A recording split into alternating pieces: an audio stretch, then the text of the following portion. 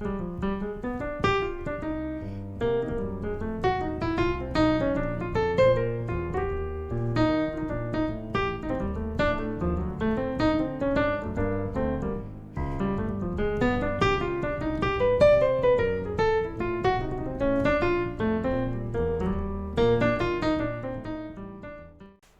guys, how you doing? Welcome to another jazz piano tutorial. So today we're going to be focusing on walking bass lines.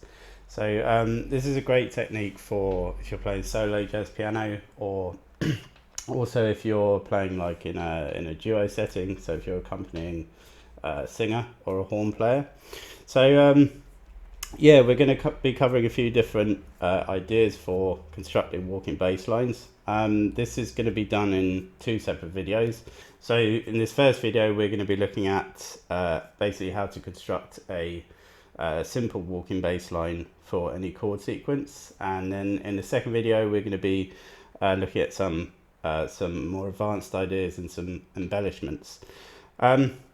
So we're going to be using Autumn Leaves in the key of G minor for this. I picked this one because it's the tune basically goes through all the chords in a key. So it's quite a useful tune to practice this kind of thing on. So our aim for the end of this lesson is to play something like this.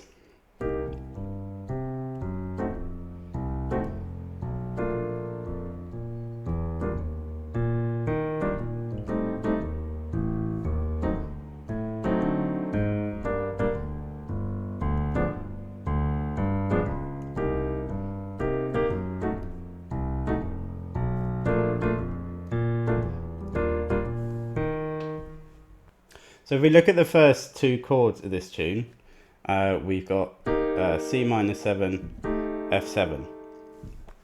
So what we're going to be doing in the left hand is basically playing root, fifth, and root, like that. And that's the basic idea behind everything we're playing in the left hand. The only thing we're adding to that is a chromatic approach note when we go to each new chord.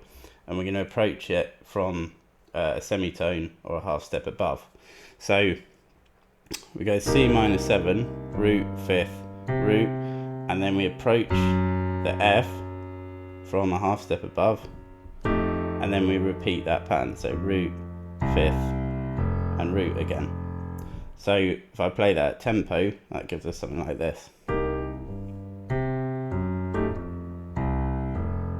Like that. And then we're going to just continue that pattern through the whole chord sequence. So roots and fifths, and then approaching the next chord from a semitone above. So I'll just go slowly through each chord, and it should look something like this. So C minor 7,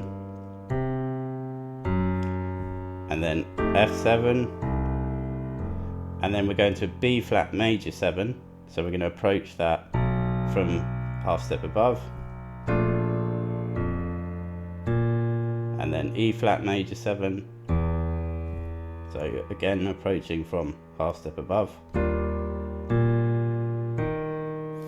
and then we're going to an A half diminished or A minor 7 flat 5, so approaching from above again.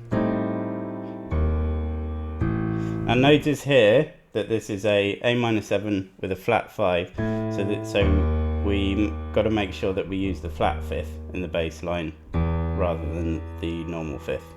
So root, fifth, root, and then we got D7. The flat fifth here just happens to be a semitone above, so we can just play that again.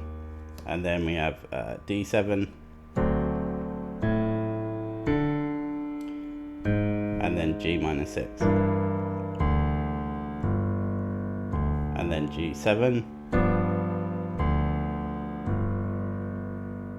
and then that takes us back to the beginning of the form. So I'll just play you through that whole sequence now at a slow tempo.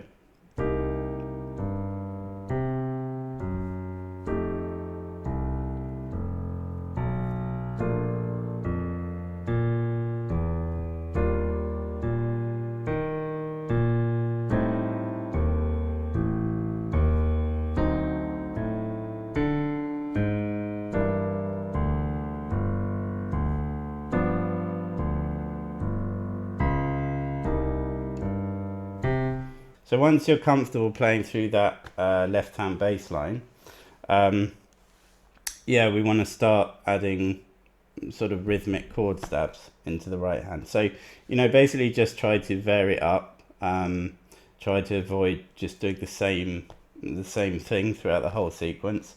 So I'll play it through now with some chord stabs to help give you some ideas for that.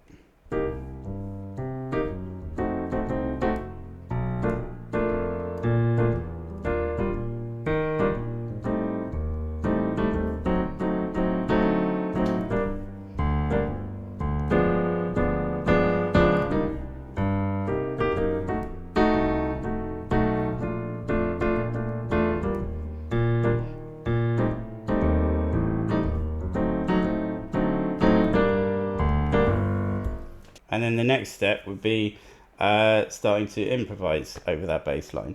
So, you know, just go through it very slowly. And basically, the more comfortable you are with this left hand pattern, or the less you have to think about it, the more, yeah, you can focus on your right hand improvising.